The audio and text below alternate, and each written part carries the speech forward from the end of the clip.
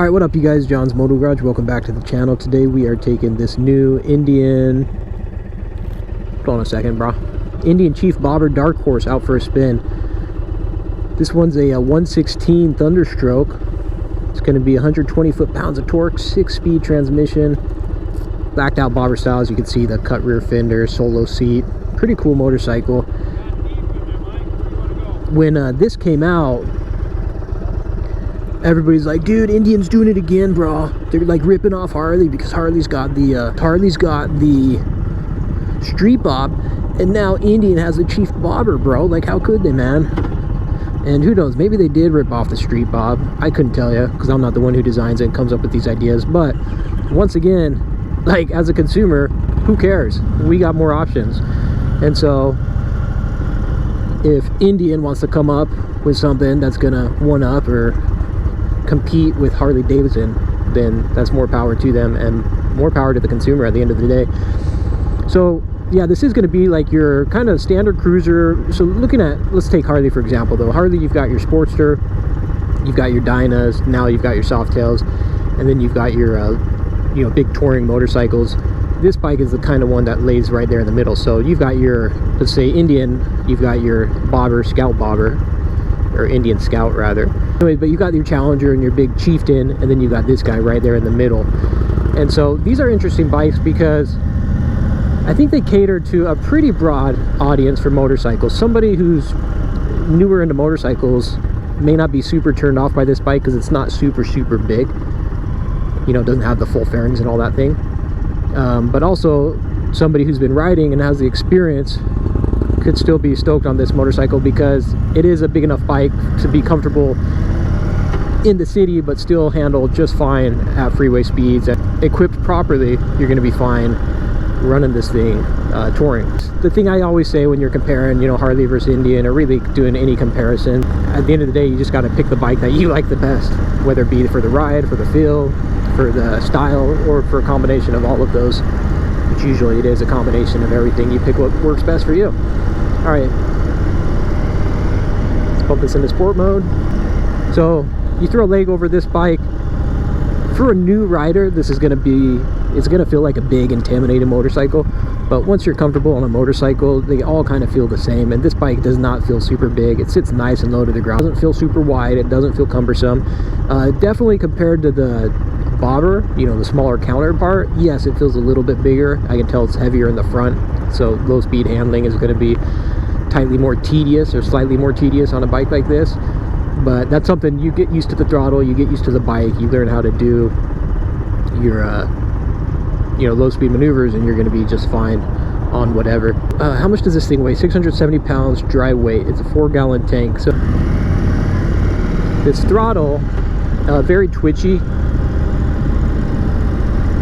It's fly-by-wire. I think it takes a little bit of getting used to, but also I've got it in sport mode, so I'm sure that adds a little to it as well. But responsive, super responsive, like zero lag at all. You get on it and it moves. You barely hit it and you can feel it pull.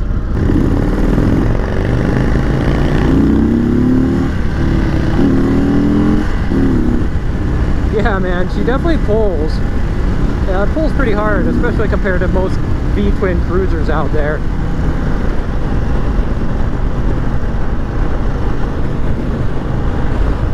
These bikes in nature feel very similar, or in character feel very similar to the Harleys. Or it's all these new bikes with their fly-by-wire. It has a certain character to it, and a lot of them feel similar in that regard.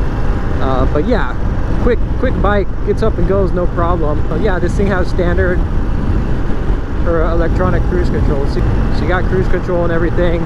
Those are nice amenities, especially for the longer rides. This thing, you throw a windshield and saddlebags on it, even, you know, a luggage rack. This thing, no problem on the longer rides, and I'm pretty sure you could get it with floorboards if that's your style, and sitting in even more comfort. This bike reminds me, as far as like the size, it reminds me of my Harley Dyna, but in terms of performance, this thing blows that thing out of the water. With the ergonomics and no windshield, I definitely feel the wind quite a bit more on this, even compared to like the FDR 1200, which is your naked bike. That one had a mini wind cowl and it deflected the wind quite well, but This one, you definitely feel it more in your chest. Not like it's blowing you around. These bikes are very stable, very stable. They feel solid at these highway, freeway speeds.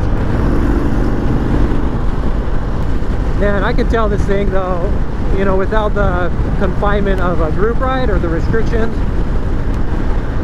this thing is going to be one of those cruisers where you're just constantly ripping around full wide open throttle, because it's just kind of like it tempts you. It's right there.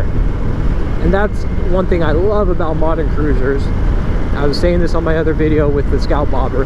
I love that we finally got to the point where straight from the factory you have a V-twin that's a gnarly performing bike. It's torquey, it's got a ton of power, like you can really feel it, and it's power that feels usable, unlike you know, 1000cc sport bike, where unless you're going like 140 miles per hour, you don't even feel like you're tapping into what that thing offers.